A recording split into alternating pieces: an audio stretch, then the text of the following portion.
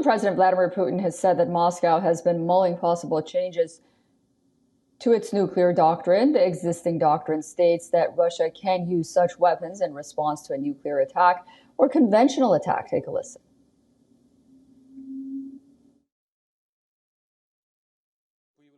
We know that a likely adversary is working on this. New elements related to lowering the threshold of use of nuclear weapons. In particular, explosive nuclear devices of extremely low power are being developed. In the West, there are ideas about the fact that such means of destruction could be used. And there is nothing particularly terrible about this. There may not be anything terrible, but we must pay attention to this. And we are. And this is connected with my statement about what we are thinking about possible changes in our strategies. The Russian president has warned South Korea against sending weapons to Ukraine, saying it will be a big mistake. But he hasn't ruled out sending weapons to North Korea himself. With regard to deliveries of lethal weapons to Ukraine for combat zones, this would be a very big mistake. I hope this doesn't happen. The Russian president's comments come just a day after he signed a treaty with North Korea's Kim Jong-un. The Russian president has accused NATO of creating a security threat for Russia and Asia. Meanwhile, NATO member Romania has announced that it will send a Patriot missile system to Ukraine. Remember, Romania has repeatedly called on its allies to increase their air defense support as Russia attacks its energy infrastructure, close on the heels of Putin's visit to Hanoi. The United States will send its top diplomat to Vietnam this week. The visit is set to emphasize on Washington's commitment to working with Vietnam to ensure a free and open Indo-Pacific. All right, a lot to talk about. Edward P. Joseph is now joining us live from New York. He's a senior fellow at the Johns Hopkins University School of Advanced International Studies and a foreign policy analyst as well. Edward, great to see you, and thank you for joining us. I guess my first question is, what does Vladimir Putin mean when he says he might change Russia's nuclear policies, but also says that he doesn't need to use nuclear weapons first? Is he just trying to scare the West into stopping its support for Ukraine, or is it something else? Well, Susan, first, good to be with you and your viewers. And what Vladimir Putin is attempting to do is, first of all, to cover the shortfall in munitions that he needs to wage this catastrophic war against Ukraine that he launched in February 2022. This is a massive strategic error, and we see the additional proof of this with this desperate outreach and destabilizing, and I would say, Susan, dangerous outreach to North Korea. And so what he's trying to do here is first get these munitions from North Korea. That's the main aim of this visit, this major visit, and this pact that Russia has signed with North Korea. And then second, he's trying to cover his tracks here by creating some ambiguity about what his intentions are. So that's the meaning here. That's the intention. He's trying to have it both ways.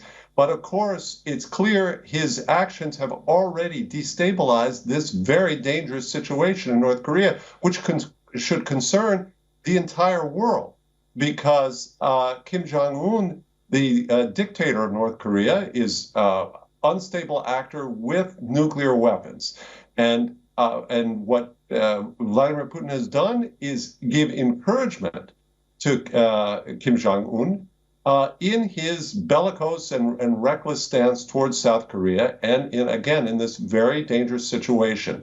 So Vladimir Putin is absolutely playing with fire, and it is not clear how this situation will be resolved. Please.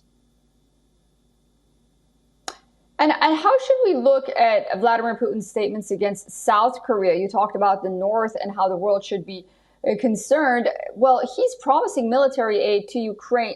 South Korea is promising military aid to Ukraine just a day after Vladimir Putin signed the strategic deal with North Korea. Exactly. So this is what we see. We see the blowback to Putin again from this desperate blunder.